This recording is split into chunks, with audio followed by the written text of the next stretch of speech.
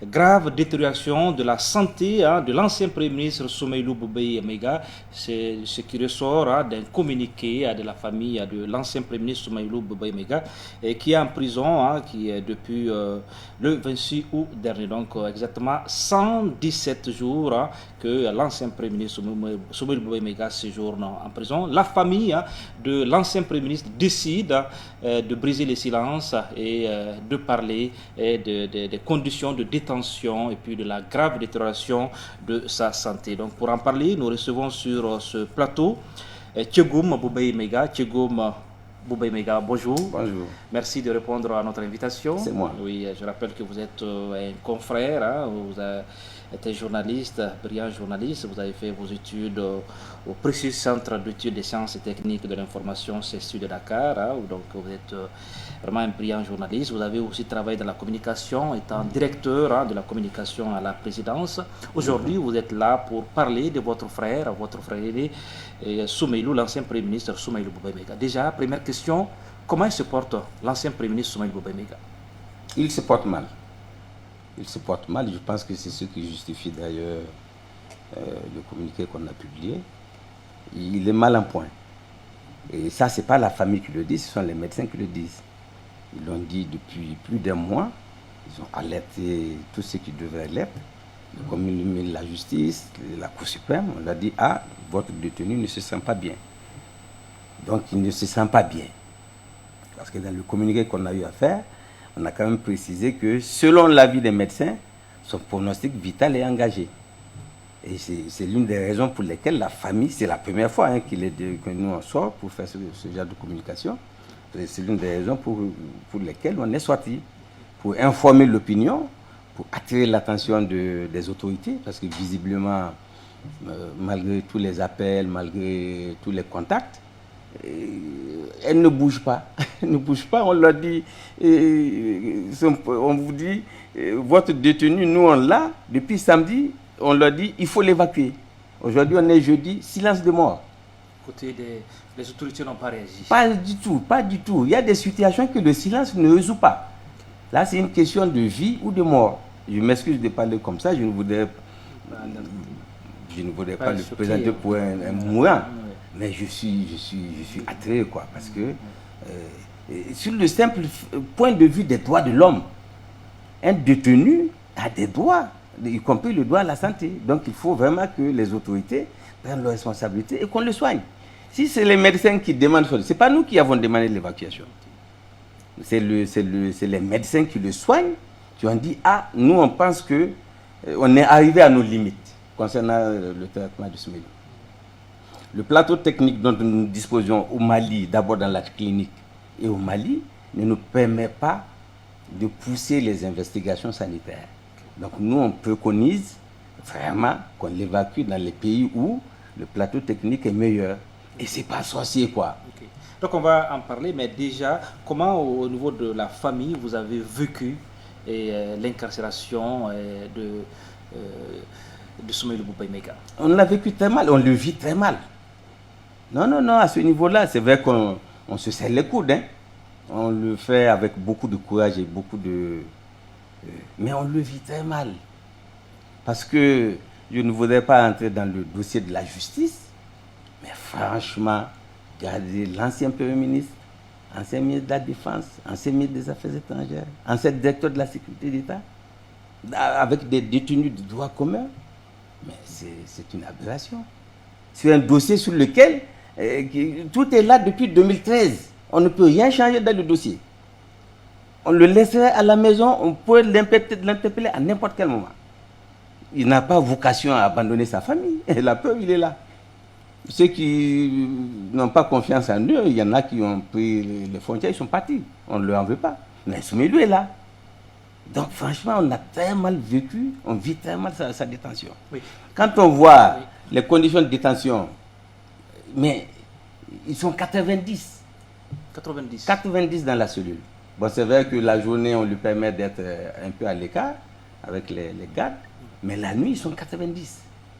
Ils sont 90 dans une cellule où il n'y a pas de fenêtre. Il y a les rats, je parle au nom de Soumeylou et au nom de tous les détenus. C'est vrai que les conditions sont exécrables. Oui. Et dans le même dossier, Madame Fili, Madame Boyer, elle a perdu sa mère. Elle n'a pas été jugée, elle n'a pas été condamnée. Rien. Elle n'a pas participé aux obsèques. Est-ce qu'elle a participé aux obsèques de sa maman? Non, on lui a refusé.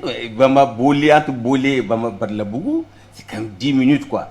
On lui a refusé d'aller voir sa maman, le corps de la dépouille de sa mère. Pour des gens qui n'ont pas été jugés. Je le précise, ils n'ont pas été jugés, ils n'ont pas été condamnés. Donc présumés innocents jusqu'à la preuve du contraire. Donc je pense que la justice doit faire quand même preuve de beaucoup d'humanisme dans ces dossiers-là. Mais pour vous, pourquoi ces dures conditions de détention? Pourquoi la justice ou les autorités imposent ces dures On est dans une stratégie de l'humiliation. Ceux qui l'ont fait, on les connaît, tous les Maliens les connaissent. Vous comprenez?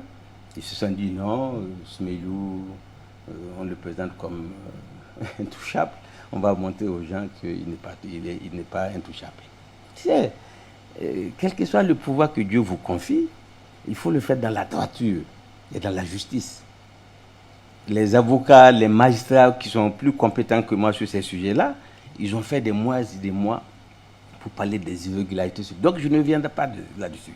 Je pense que sincèrement, ça ne coûte rien à la justice. Donc pour vous, le Premier ministre, l'ancien Premier ministre Soumeylou Boubèye ne mérite pas de telles conditions? Non, absolument pas. La loi est très claire sur les conditions d'arrestation, sur les conditions de détention des anciens premiers ministres, des anciens ministres.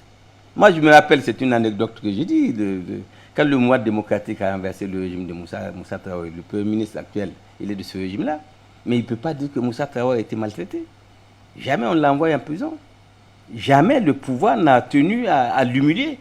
À chaque fois qu'il a été détenu, que ce soit à Bamako, à Ségou, à Makala ou à Sélengue, mais il était dans des conditions humaines. Sa dignité d'homme a été respectée jusqu'au bout, jusqu'à son jugement. Et même quand il a été condamné, il n'a pas été mis en prison. Donc franchement, il y a une justice. C'est ça la jurisprudence. Et c'est ça la loi. Donc vous pouvez dire désormais qu'il y a une jurisprudence Soumeylou Boubèye Maïga en matière de détention? Non, pour moi, la jurisprudence ne doit pas se fonder sur le non-respect de la loi. La jurisprudence, c'est sur la bonne pratique de la loi. C'est pas parce que, comme j'ai dit, je ne vais pas entrer dans le sujet. C'est pas parce que X ministre, Y président a été arrêté dans des conditions similaires qu'on répète la même erreur. Non, la justice doit être faite sur la base de la loi. Et à ce niveau-là, je pense qu'il n'y a pas de jurisprudence à la matière. On ne peut pas faire de jurisprudence. Ce n'est pas un bon exemple pour vous. Ce n'est pas un bon exemple du tout. Et ce n'est pas bon pour l'image de la justice du Mali. Ah oui, moi je pense qu'on est dans une période de transition. Par essence, les périodes de transition, moi, on en a connu deux avant, la troisième. Les périodes de transition, c'est vraiment les moments où on brise les carcans, on se donne des libertés, on se donne des espaces d'expression. Mais malheureusement, non. Toutes les libertés qu'on a acquises, c'est ça. Hein. L'ancien Premier ministre, votre frère Soumeylou Boubèye Maïga, comment lui-même a vécu cette épreuve? Il vit toujours, hein, il est dans ça. Comment lui-même, comme une profonde injustice. Parce que lui, il a toujours confiance à la justice. Voilà, il a toujours confiance à la justice. Et les conditions dans lesquelles on l'a arrêté, d'abord, c'est la première fois que la Cour suprême a été dans ces conditions-là. Pour le mandat de dépôt, c'est la première fois que la Cour suprême, même à la prison, les gens ils étaient étonnés. Donc, c'est une profonde injustice. Deuxièmement, comme je l'ai dit au départ, les dossiers sur lesquels on l'a interpellé, lui et Mme Boyer, l'achat de l'avion. On va en parler. Voilà. On va en parler. Mais donc, comment lui-même, c'est la première fois de séjourner en prison, peut-être. Voilà, à ma connaissance, ouais. Comment il a vécu Mais mal. Mal. On ne peut pas se plaire en prison. Moi, j'ai fait la prison. On ne peut pas se plaire là-bas. Il y a de l'acharnement. Est-ce qu'il se dit c'est un complot politique? Qu'est-ce qu'il se dit exactement à ce moment précis? Bon, ce qu'il se dit, il le dira lui-même. Mais nous, famille, les observateurs politiques savent très bien que et les magistrats, même les hommes de droit, okay. Malgré le vacarme qu'on a soulevé contre eux, oui. Même les hommes de droit, de bonne foi, reconnaissent quand même qu'on aurait pu mieux gérer ce dossier-là. Okay. Bon, et comme je dis, j'insiste sur le fait qu'ils veulent briser l'homme. Tu comprends? Ils se disent non. Qui veulent briser l'homme? Mais les gens du pouvoir, appelons le chat par son nom. C'est les gens du pouvoir qui l'ont arrêté. Pourquoi ils veulent briser? Mais non, parce que peut-être que ils estiment que si Soumeylou est libre, peut-être qu'il aurait mené quoi, demander qu'on respecte les délais de la transition. Mais je ne crois pas que c'est un crime de demander à un homme de respecter ses engagements. Il a fallu qu'il fasse une conférence à Gao, une interview dans une télé concurrente. Et on sort le dossier. On dit non, c'est le moment de l'attraper parce que non, il va nous empêcher de respirer. Non, on ne gère pas un pays comme ça. On est dans un pays de liberté. On ne peut ne pas être d'accord les uns avec les autres, mais on est dans un pays de liberté. Et aujourd'hui, tout le monde sait qu'il n'y a pas d'autre chose. Hein? Oui, il n'y a pas d'autre chose. Pourquoi vous avez attendu tout ce temps, peut-être la famille, pour parler? Nous, on est des républicains. Ça ne date pas d'aujourd'hui, depuis le papa jusqu'à... On est des républicains. On s'est battu pour la liberté, on s'est battu pour la démocratie. Dans toute notre famille, vous avez des victimes de la répression de Moussa. On a des soeurs qui ont perdu l'odorat. Jusqu'à présent, ils ne sentent pas. Comprends? Donc, pour nous, ce n'est pas la peine de faire du bruit. Une fois que c'est la justice, on fait confiance à la justice. Mais bon, franchement, 4 mois, ça lui fait 117 jours aujourd'hui en prison. 117 jours. Il a attendu, il a été arrêté, emprisonné le 26 août. Il a attendu 90 jours, 3 mois, pour qu'on daigne l'écouter une fois. Après ça, 2 semaines après, ils l'ont écouté. En 117 jours, on peut terminer un procès. 117 jours, s'il y a la volonté technique, je ne parle pas de la volonté politique. Techniquement, il y a de quoi faire un procès en 120 jours et terminer le dossier. Parce que si Soumeylou est resté confiant à la justice, c'est quand même un dossier qui tourne autour de nous comme une casserole depuis 2014. Il s'est dit que c'est le moment qu'on le vide, quoi. Oui. Qu'on sache exactement tout ce qui s'est passé. Les dossiers sur lesquels on l'a amené, c'est des dossiers hautement sensibles. Il n'a jamais voulu donner les détails qu'il sait que d'autres ignorent. Jamais. Parce qu'il s'est dit, lui, il est un homme d'État, il ne va pas étaler sur la place publique ce que l'État a fait ou ce que l'État n'a pas fait. Mais maintenant, il se dit, puisque la justice m'a mis la main dessus, c'est le moment. Mais est-ce que vous, est-ce que vous pouvez peut-être dire que sur l'honneur, sur les faits incriminés, que Poubé, votre frère, est complètement innocent? Est-ce que vous avez cette ferme conviction? On n'est pas d'une famille de voleurs. On n'est pas d'une famille de voleurs. On est des gens intègres. Et ça, c'est depuis la maison, depuis le bas âge. Donc sur l'honneur, en attendant que la justice fasse la preuve du contraire ou qu'on le blanchisse, je peux mettre ma main au feu, parce que le Coran, on ne joue pas sur le Coran à n'importe quelle occasion. Soumeylou est blanc comme neige. Et la justice a le dossier blanc comme neige. Il y a des gens qui sont plus sales que Soumeylou qui sont dehors, que tout le monde voit, y compris dans des dossiers on a parlé des dossiers de la LOPM par exemple. Est-ce que c'est parce que les militaires sont directement concernés qu'on n'en parle plus? Silence. Il y a plein de dossiers, les gens sont là. Soumeylou, c'est un dossier sur lequel lui-même il demande à ceux que jugez-moi et blanchissez-moi. Parce que moi, je sais que je n'ai rien à faire là-dedans. Mais non, il faut le maltraiter, il faut l'encasser, détruire sa santé. Oui, revenons sur ces conditions de détention. Il était, vous le dites, il est avec 90 personnes. Hein. Est-ce qu'il arrivait à manger à sa faim, la nourriture? Parce qu'à un moment, on parlait même d'empoisonnement. Est-ce que qu'est-ce qui s'est passé? Je ne souhaite à personne la privation de liberté. Personne. Quand tu n'es pas libre, tu ne peux pas avoir de l'appétit. Même si on t'apporte les meilleurs mets du monde, tu ne peux pas. Voilà. Et comme je dis, quand ils rentraient, ils étaient 72. Après, ils sont allés, le pic est parti jusqu'à 112 quand les Togolais ont été mis en prison. Okay. Et c'est matelas contre matelas. C'est des matelas de 1m50. C'est une place, comme on dit. Franchement, un ancien Premier ministre mérite mieux que ça. À mon avis, les gens peuvent dire ce qu'ils pensent, mais un ancien Premier ministre qui a géré l'État depuis 30 ans. Et c'est la loi qui demande qu'on le mette dans d'autres conditions que celles qu'il connaît aujourd'hui. On ne demande pas autre chose, l'application de la loi et de la justice. On avait parlé d'empoisonnement à un moment, des tentats. Est-ce que vous confirmez ça en prison? Vous savez, quand il y a des dossiers comme ça, il y a plein de fantasmes. C'est nous qui lui apportons à manger. Bon, je ne pense pas. Qu'est-ce qu'il vous dit, Soumaïlou Boubaye Maïga, en ces moments difficiles? Oui, il nous dit restez calme, restez serein. Parce que tu sais, la vérité n'a pas besoin de maquillage. C'est le mensonge qu'on maquille tous les jours, là, peut-être même 20 fois par jour, pour qu'il soit sous un meilleur attrait. Comment il passe ses journées? Il passe ses journées à recevoir les gens, il reçoit beaucoup. Okay. Il fait beaucoup de lectures. Il écrit. Dans un dossier, il faut écrire. Donc il passe son temps, il compulse le dossier. Le fameux dossier, il le lit, il le relit.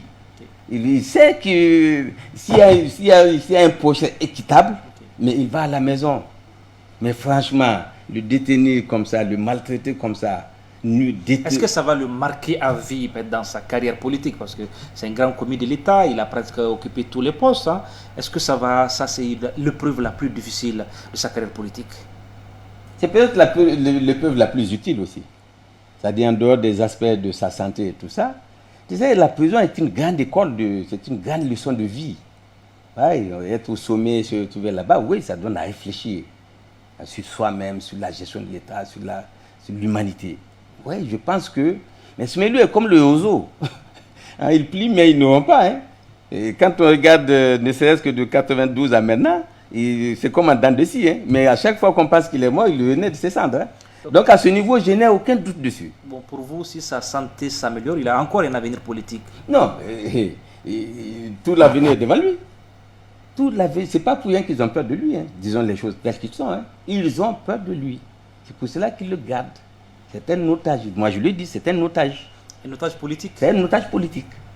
À la date d'aujourd'hui, au regard de comment le dossier est traité, c'est un otage politique. Disons les choses telles qu'elles sont. Voilà. Parce que normalement, un dossier de 2013-2014, normalement, il doit être ficelé. On passe en procès. Bon, c'est vrai que c'est la haute cour de justice qui doit les juger. Oui. Mais ce n'est pas Soumaïlou qui a fait le coup d'État. Ce n'est pas lui qui a dissous l'Assemblée. Hein? C'est le président de la République, Ibeka, qui a dissous l'Assemblée. Donc s'il n'y a pas de haute cour de justice, ce n'est pas sa faute. Dans votre communiqué, dans le communiqué de la famille, vous avez dit que vous avez saisi le ministre de la Justice, la Cour suprême, sans succès. Oui, comme je l'ai dit, le silence... C'est par écrit ou bien vous avez même démarché? Oui, les avocats sont là pour ça. Okay. Sans compter, on est quand même dans une société où tout le monde connaît tout le monde. C'est-à-dire qu'en plus des démarches. En plus des démarches qu'on fait de manière épistolaire, là, on démarche les gens. Parce que bébé, on se connaît tous. Kassougé a fait son lycée à Gao. Donc on le connaît. Comprends? Assimi, on le connaît. Si, personnellement, peut-être pas, mais dans mon entourage, il y a des gens qui le connaissent. Le président de la transition. Donc on se connaît. Et ce qu'on demande n'est pas au-dessus des moyens des gens. Qu'on permette à Soumaïlou, dans des conditions de dignité, de se soigner et de ne pas... Parce que c'est ça, l'irréparable possible. Tu sais, est-ce qu'il vous parle depuis qu'il est hospitalisé? Non, est-ce qu'il vous parle? Est-ce qu'il est conscient? Non, il est conscient. Non, pour le moment, Dieu merci, il est conscient. Il est conscient. C'est vrai qu'il y a 2 ou 3 jours, on a commencé à avoir des permis de communiquer avec lui. Okay. Donc, une partie de la famille est passée le voir. Sinon, avant ça, personne ne pouvait le voir. Il n'y a que l'attaché, là, son aide de camp, son ancien attaché, qui lui apporte à manger. Ça doit être dur pour la famille. Mais mon frère... Comme on n'a pas accès à votre frère, je ne vous le fais pas dire. Hein. Ouais. Emprisonné et malade, c'est la double peine. Hein. Mais non, les gens, on dirait qu'il y a une sorte je sais pas, je ne veux pas dire des mots que je pourrais... On vous sent très remonté, hein, Tchégo. Non, pas très remonté, non. Vous êtes un homme très mesuré, mais non, on vous je suis encore très calme, oui. Très calme. Okay. Malgré le fait que je gesticule beaucoup, c'est dans ma nature de parler avec les mains, avec les yeux. Oui, on vous sent très remonté dans cette affaire. Pour vous, il y a une injustice. Oui, c'est-à-dire que pas seulement l'injustice, tu sais, ça va au-delà de ça. Ça va au-delà. J'ai comme l'impression que, je ne dirais pas qu'il veut le tuer, mais j'ai comme l'impression qu'il veut le rendre définitivement incapable, dans une situation de capacité totale. Donc la famille a fait un communiqué, Certainement, peut-être que vous êtes derrière le communiqué, on sait que vous avez une très belle plume, hein, journaliste bien informé. Vous, journaliste, membre de la famille, qu'est-ce que vous pensez de cette affaire, le fond de l'affaire justement? Qu'est-ce que vous pensez? Est-ce que vous avez... Est-ce qu'on peut dissocier le journaliste et le faire? Non, oui, mais vous avez d'autres informations aussi, hein, parce qu'on sait que vous êtes aussi très informé. Comme journaliste, on a traité, comme tout le monde, les informations qui nous parvenaient. Il faut quand même reconnaître que du 26 août à maintenant, c'est vraiment la famille judiciaire elle-même qui est montée au créneau pour dire que ce qui se passe n'est pas la loi. On peut dire ce qu'on veut, ce n'est pas la loi. Arrêtez-les comme vous voulez, mais la loi est là. C'est la famille judiciaire qui a été le premier à dire que c'est une instrumentalisation politique. Que la justice... À travers les shérifs... Ah oui, c'est quand même pas des zozos de la première heure. Hein. Okay. Voilà, c'est des hommes expérimentés, c'est des poursuivants, procureurs poursuivants. Bon, voilà, ils savent de quoi, ils connaissent la matière. Donc ça dépasse nos personnes de journalistes. Donc, on traite l'information. Oui, et il n'y a pas eu de contradiction de l'autre côté. C'est vrai que les syndicats sont montés au créneau, mais ce n'est pas le rôle des syndicats. C'est une affaire judiciaire. Ce n'est pas du syndicalisme. Voilà, c'est argument contre argument. Et aujourd'hui, l'opinion reconnaît que les arguments des shérifs, les poursuivants, ce n'est pas parce qu'ils nous étaient favorables, hein, mais c'est des arguments solides qui tenaient la route. Voilà. Donc à ce point-là, le journaliste pense que, oui, il faut que dans la famille judiciaire, les gens puissent s'écouter aussi. Mais qu'est-ce que vous reprochez à la justice? Vous connaissez la justice du pays. Est-ce qu'aujourd'hui, vous avez l'impression que c'est une justice aux ordres, une justice ligotée? On est dans un pays où, comme j'ai dit, c'est un pays de liberté, quoi. C'est un pays de liberté. Et je pense qu'il y a des fonctions, journalistes, juges, magistrats, avocats, quand on les occupe, on doit avoir une colonne vertébrale, quoi. Ah oui. Il était yougou, il était barabaga. Oui, un juge doit être digne, il doit être droit dans ses bottes. Je n'ai pas l'impression que ce soit le cas. Ah, la justice, c'est la colonne vertébrale, c'est le pilier de la société. Non. Mais c'est un pouvoir à part. Et c'est dans la Constitution. Ce n'est pas une loi organique ou une loi simple. Mais d'autres peuvent dire aussi que les Soumaïlous, quand ils étaient aux affaires, ont aussi utilisé la même justice, peut-être pour des combats politiques. Ça, c'est leur problème. Donc ils peuvent le dire aussi. Ils peuvent le dire, c'est leur liberté. S'ils ont des preuves, ils n'ont qu'à les avancer. Mais moi, je parle de l'élément qui concerne mon frère. Ok. Mais maintenant, qu'est-ce que vous allez faire concrètement? Vous avez saisi les autorités, les avocats ont saisi les autorités. Silence radio pour le moment. Qu'est-ce qui va se passer dans les jours qui viennent? Comment la famille va encore s'organiser et parler? Non, tu sais, moi j'espère que d'ici la fin de notre interview, qu'on nous appelle pour dire « Ah, c'est bon, il peut partir ». Parce que je ne pense pas qu'avec tous les arguments développés par les médecins, ce n'est pas la famille. C'est les techniciens de la santé qui disent qu'il faut l'évacuer. J'espère qu'ils vont être sensibles à cette affaire-là et sortir un peu de... qu'ils le laissent partir se soigner. Il va revenir dans tous les cas. Ou bien ils ont peur qu'il va revenir, requinquer, mais qu'on le laisse partir. Voilà, j'espère vraiment que d'ici ce soir, qu'on dise « Ah non, c'est bon, le dossier, nous on l'a examiné, malgré les appréhensions qu'on a, il faut qu'il aille se soigner. » La santé est un droit, même pour les détenus. La santé est un droit, même pour les détenus. Y compris pour les détenus, parce qu'ils sont moins libres. On doit veiller à ce qu'ils ne manquent de rien, en tout cas sur le plan de la santé. Voilà. Et comment vous... on a parlé de la famille. Le parti, est-ce que le parti aussi... Non, le parti fait ce qu'il peut.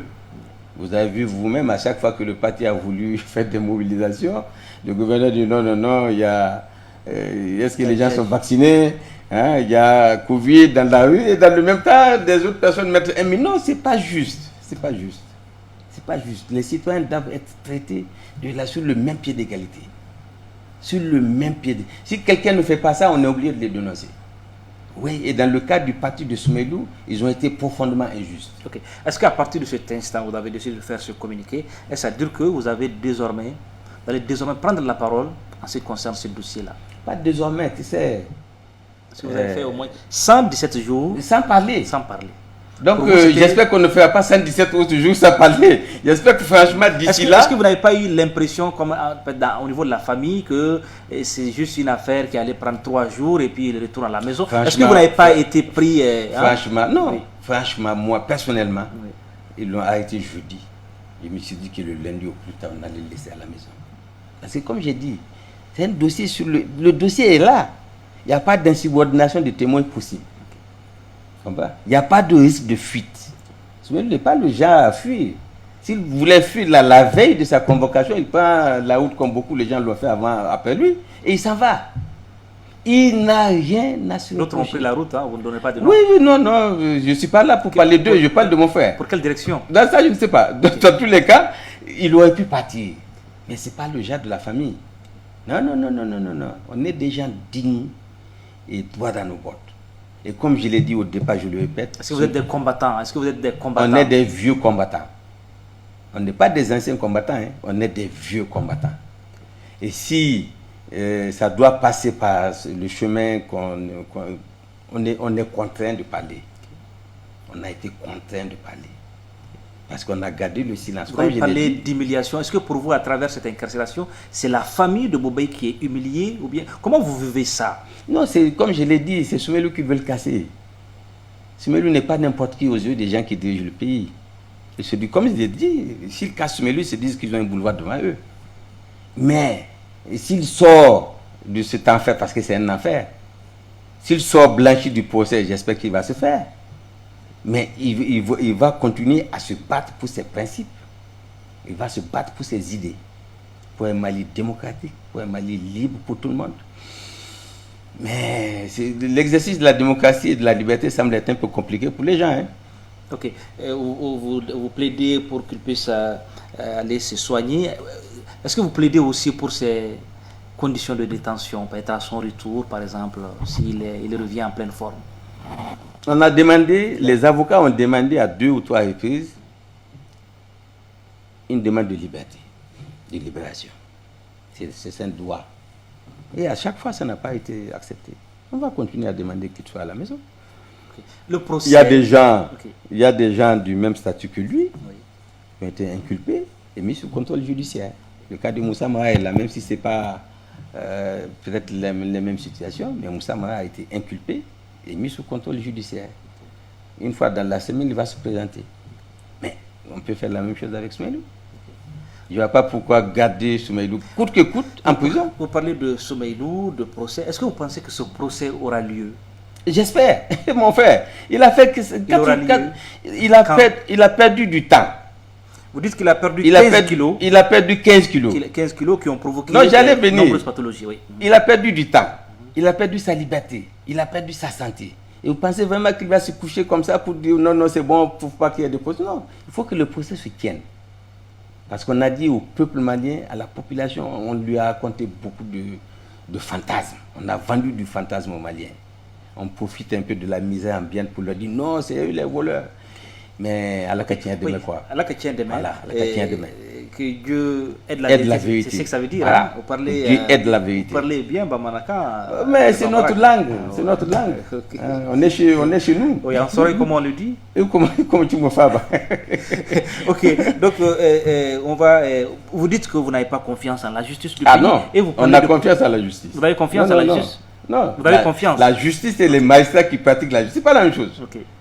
Voilà. Okay. Nous, on a confiance. C'est pour ça qu'il est là. Parce que, comme je dis, s'il n'avait pas confiance à la justice, mais on ne l'aurait pas mis, on n'aurait jamais mis la main sur lui. Vous dites que sur le dossier, on sent des pressions, quelque part. Oui. Donc, du moment où, dès le départ, il y a des doutes, est-ce que pour vous, il y aura une chance pour la manifestation de la vérité? Tenons le procès. Tenons le procès. Okay. Tu sais, les Moussa, c'est le seul pays pratiquement en Afrique où un pays décide de juger les anciens dirigeants dans les règles de l'art. On peut parler après de la manière dont ils ont été reconnus. Mais Moussa a été défendu par Maître Vergès. Les droits, Maître Vergès, les droits de la défense étaient absolument respectés. Allons à ça. Allons à ça. Argument contre argument. Que chacun... Ce n'est pas les arguments, c'est les preuves. La justice, c'est les preuves. On peut argumenter quand c'est une plaidoirie des avocats. Okay. Mais quand tu es en face du magistrat, les preuves. Que chacun vienne avec ses preuves. Et vous avez un dossier costaud. En tout cas, on a confiance en nous. Ah oui. Est-ce que des têtes vont tomber? Est-ce que vous allez faire des dénonciations? Non, on n'a pas dénoncé. Le dossier est clair. On n'a pas dénoncé quelqu'un. C'est un dossier qui est clair. Okay. Tous ceux qui sont de bonne foi savent que c'est un dossier qui est clair. Okay. Donc l'achat de l'avion présidentiel, les équipements militaires, voilà, c'est ça. C'est clair. Oui. C'est un dossier qui est clair. On fait pas le facturation, les chaussettes, ça c'est une tout invention. Ça c'est une invention. Non, c'est une invention, c'est de la légende. Il n'y a pas de surfacturation dans la législation malienne. Ils ne rentrent pas dans le dossier, mais ils savent, ceux qui l'ont mis là-bas, ils savent. Peut-être qu'eux-mêmes, ils ont été abusés. Des chaussettes achetées à 40 000 francs. C'est ça, il faut se méfier des apparences, quoi. Ouais. Faut se méfier. Tout ce qui brille n'est pas or, hein. Ouais, on a parlé de chaussettes, mais ceux qui parlent de ça, ils ne savent même pas ce que ça veut dire une chaussette. Ils ne savent pas ce que ça veut dire la main. Ils ne savent pas ce que ça veut dire les conditions dans lesquelles les militaires, on les a trouvés en 2013. Donc ils peuvent gloser comme ils veulent. Ils sont écoutés. Mais nous, on ne parle pas. Parce qu'il faudrait que l'État comprenne ce qui s'est passé. L'État est suffisamment affaibli pour étaler ses faiblesses encore. Non. Mais à la justice, oui, on dira ce qui s'est passé. Okay. Soumeylou est en prison. Est-ce que son avenir politique pour l'instant n'est pas... Tu reviens encore à la question? Oui, il n'est pas... non, si demain on doit faire des élections et qu'il est en prison... Mais ils ne peuvent pas. Ils disent qu'ils n'ont même pas de calendrier. Attends, on n'a pas de calendrier. Le problème qu'on a avec la communauté internationale, c'est ça. On a pris des engagements. Le président a joué, il a prêté serment. Il dit que le 27 février, il y aura les élections. Le Premier ministre au PAG, il dit le chronogramme est bon. Un homme, on ne le tient pas sa langue. L'homme n'a pas de queue. On ne lui tient pas sa langue. On ne lui tient pas sa parole. Et dire au président de la transition, dire au Premier ministre, respectez vos engagements. Je ne pense pas que ce soit... c'est pas un casus belli, quoi. Oui, mais ils disent que le contexte sécuritaire ne se prête pas. Mais bon, je ne rentre pas dans ça, je suis venu parler de mon frère. Okay. Pour le moment, je pense que chaque chose en son temps. Okay. Le moment viendra où si moi, personnellement, si journaliste, si je dois m'exprimer sur ça. Parce que jusqu'à présent, pour moi, le 27 février n'est pas arrivé. Et puis pour vous, la priorité, c'est d'abord la liberté de votre frère. Oui, la priorité. Oui, aujourd'hui, c'est ma priorité. Oui. Je ne dis pas que le pays peut sombrer, non. C'est ma priorité. Il faut que Soumeylou sorte, qu'on l'évacue, qu'on aille le soigner, qu'il le revienne et qu'on le juge. Point à la ligne. Halas. Voilà. Et comme je l'ai dit là, on a confiance en lui. On n'est pas d'une famille de voleurs. Personne ne peut dire que Soumeylou a volé quoi que ce soit. On ne peut pas dire voilà les villas de Soumeylou, contrairement à d'autres personnes. On ne peut pas dire voilà les vergers de Soumeylou, contrairement à d'autres personnes. Il a quand même géré le pays pendant 30 ans. Donc pour vous, Soumeylou n'est pas un homme riche? Soumeylou n'est pas riche. Okay. C'est pas pour moi, c'est pour beaucoup de gens qui vivent avec lui, qui savent les conditions dans lesquelles ils vivent. Soumeylou n'est pas un homme riche. Voilà. Il n'a pas profité de l'État? Non, au contraire. Il a contribué à bâtir un État. C'est vrai qu'après, les gens sont venus taper ce qu'on a pu faire. Mais ce sont les vicissitudes de l'histoire. On tombe, on se relève. Si vous devez tomber faire, 7 fois, se relever 8 fois. Un brillant journaliste, je l'ai rappelé, si vous devez faire un portrait robot de votre frère, qu'est-ce que vous direz de l'homme? Quelques mots. C'est que... Non, Soumeylou est profondément patriote. Ah oui, ceux qui ont fait le mouvement démocratique avec lui le savent. Hein. Il est profond, il aime le pays. L'autre a dit, c'est dans ma peau, mais le pays est dans son cœur, le pays, il transpire le pays. C'est vrai qu'il y a eu beaucoup de légendes qui ont été faites. Soumeylou ne parle pas, il agit. Les gens ont raconté beaucoup de mensonges sur lui. Il n'a jamais voulu, parce qu'il est un homme d'État, même apporter des démentis. Voilà. Si on en est là avec ces dossiers-là, c'est parce que depuis 2014, il a dit on ne parle pas de ça. Mais certains disent aussi, certains de ces détracteurs disent que c'est aussi un homme de coups, qu'il a donné beaucoup de coups aussi. On ne gère pas l'État impunément. Ah oui, c'est une bataille politique. Ce n'est pas une bataille un corps à corps comme de l'autre, c'est une bataille politique. On a des idées, on a des programmes, le peuple a voté. Un général de l'armée est allé jusqu'à le qualifier de Machiavel national. On le laisse respecter. On le laisse. Vous n'avez jamais répondu. On n'a jamais répondu à Yamoussa. Parce que c'est de lui qu'on parle. Oui, Parce que Yamoussa, on peut sortir ses dossiers, on ne l'a jamais fait. Mais lui a été à la défense après lui. Ah oui. Il ne le fera Et pas. la maison n'était pas en ordre. Hein. Il ne va pas le répondre. Non, non, non, vous dites, tu es banal quoi. C'est une perte d'énergie. C'est une perte de temps. Okay. Non. Si tu passes ton temps à répondre à tous ceux qui t'accusent, même en pondant des livres et tout ça, mais tu perds de vue tes objectifs. Ok, donc on revient rapidement, nous sommes pratiquement à la fin de l'émission. Est-ce que vous avez confiance que Soumaïlou va recouvrir sa santé et revenir sur la scène politique rapidement? Inch'Allah. Non, non, j'ai absolument confiance. Comme j'ai dit, j'espère franchement, et c'est vraiment mon souhait, c'est que d'ici demain, qu'on le laisse partir se soigner. S'ils veulent, s'ils n'ont pas confiance en lui, ils peuvent mettre une armada de gardes de corps aller le suivre et l'attraper pour l'amener. Mais qu'il aille se soigner.